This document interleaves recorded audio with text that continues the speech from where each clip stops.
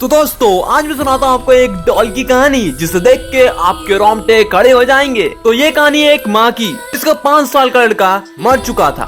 तो वो औरत बहुत ही परेशान थी। तो वो एक डॉल मेकर से मिलती है, एक ऐसा डॉल मेकर जो कि आत्माओं को डॉल में ट्रांसफर करता है। तो उस डॉल मेकर ने उस 5 साल के लड़के की आत्मा को उस डॉल के अंदर ट्रांसफर कर दिया और वो औरत बहुत ही खुश हो गई क्योंकि उसे अपना बच्चा मिल गया।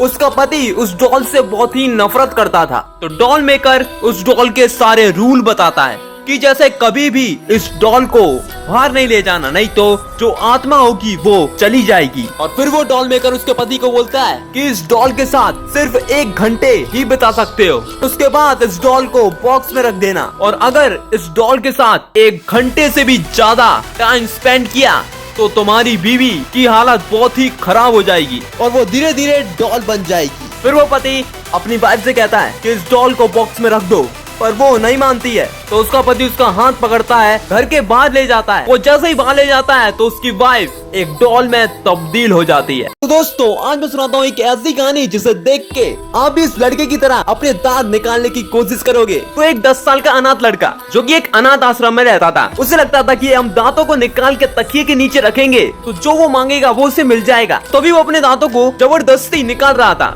उसे बहुत दर्द होता है तो वो नीचे बैठ जाता है। फिर तभी वॉश बेसिन में एक आवाज आती है कि तुम अपने दांत के लिए कितने पैसे लोगे।